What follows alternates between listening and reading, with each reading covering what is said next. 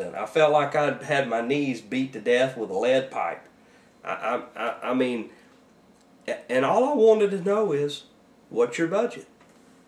How much are we paying for this? I didn't go over there, you know, waving the yellow flag and you will give. I had a few questions. And I have been resisted for 4 years now. I've had to learn the law. And now I believe you and I, and you've dealt with the same things, I believe that you and I have specifically laid out what is required by the law. And I asked that on October the 15th, by October the 15th, we get a response. And if the response is we're going to have advertised open meetings, fine. If the response is that when a citizen, me or anyone else, asks to see a document or review a document, that we don't get hassled about it and told that we have to pay money and all this kind of stuff. And I'm willing to work with that a little bit. But I want you, the viewer, to clearly understand this. I'm at the end of my rope on all of this. Okay? I have asked and asked and asked. I've been polite. And the only alternative that I have that is in front of me today is another visit to the state's attorney's office, where they already have a file started there. I think we have a very clear understanding over there.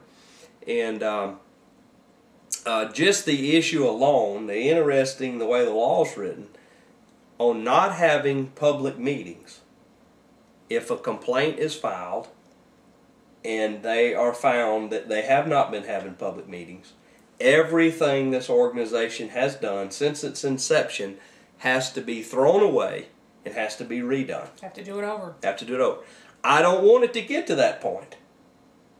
But I'm at the end of my rope, and I just don't have any other choice, you know. And I'm prepared to do that if that's what it takes. So we hope that future meetings will be open to the public, and of course we'll keep viewers posted on how that turns out. We sure will.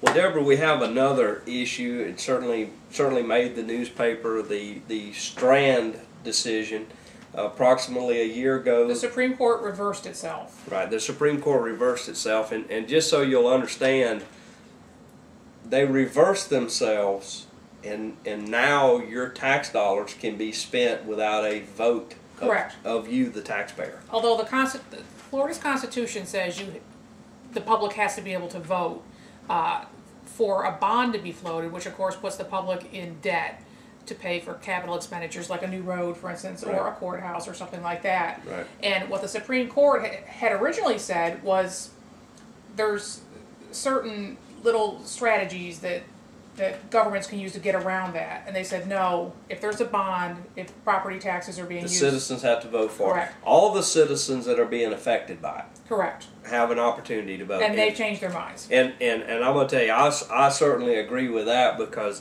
I mean, let's look in Escambia County with the Maritime Park Board. Only the city was allowed to vote on it, and it'll get way bigger than the city. Well, it's county property taxes are going to be used probably now towards that. And it's I'm really what'd you say, they changed it at the drive-through, all this? Well, let me put it this way: the Justice Lewis, who dissented, actually indicated in his dissent, his written dissent, that pandering by opposing interests played a role in this reversal, which is pretty pathetic if it's true. And I certainly believe this is a bad decision. You know, government has too many powers over your money already, and this is just one more way for them to do whatever they want to without your permission.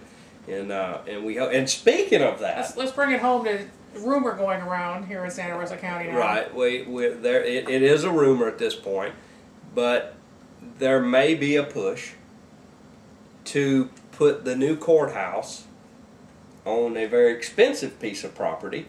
Privately owned right now. Privately owned right now, using this technique, rather than putting the courthouse in East Milton on free property. On a free property that's been offered by another landowner. Right. And we're going to watch that very carefully. Yes. Now, speaking of abusing your tax dollars without your permission, Let's talk a little bit about this bailout, ladies and gentlemen. It's a slap in the face to the American public.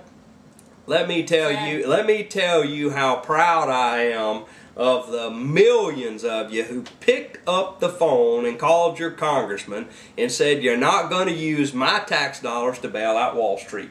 I am proud of you. Now, as of this taping, we don't know. This is the first failure. We don't know. Right. We don't know what the outcome is, but the end of this week may be different. Right. We do want you to know that they eventually might get it, but I want to say again, thank you for getting involved. Horrible decision.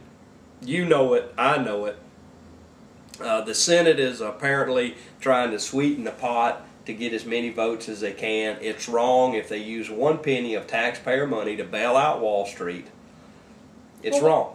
What's happening is they've just about got to the brink of bankrupting our government. Yes. There's 13 trillion. There's nothing left. They've raised the debt level. It just went from 8.9 trillion to 9 trillion. This bill that was thrown out by Paulson was asking to increase the debt level to $11 trillion, and some people are saying that it may take up to 13. Well, here's what's in the wind. Here's what's expected. No money left at the federal level, which of course means no money that they're giving to the states for things like roads and bridges and stuff like that. We're going to see a push by these same private interests who now no longer have the speculative securities market to make money in these margins on. We're going to see them turn around, and they're going to use their influence to convince local officials, state officials, and federal officials to privatize our assets, our roads, our bridges, our schools, our water utilities, all of these assets that work for us right now that we own. We're gonna see a push for those to be privatized, where these Wall Street guys can now turn around and they're gonna make sure money off that, because you have to drive to work, you have to drink water, you have to send your kids to school. They're going to get you lined up for everything that you have to have. That's the last step. That's all they have left to soak us on. Right. Is to take our assets and to turn around and privatize them and to start charging us. They call them user fees. And I'll tell you right now, and this is just me talking. This election coming up, I think you all probably know how I stand already. Every single person in the Congress of the United States of America and the Senate and the House, every single member that's up for election, they've either participated in this fraud or they've looked the other way. After this bailout, there is nothing left that we own.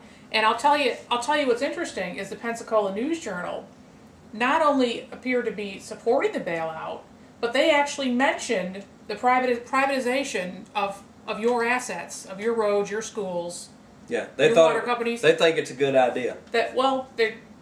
Their friends in economic development are telling them that's the way to go. Yeah.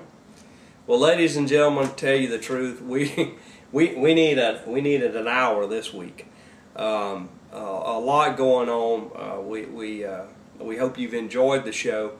Every Saturday, 4:30 until 5 p.m. MediaCom channel 27. Across the bottom of the screen here, YouTube. Watch it at your leisure.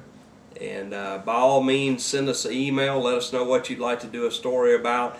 And remember that we're here to help you, support you, and to make sure your tax dollars are protected. Good night.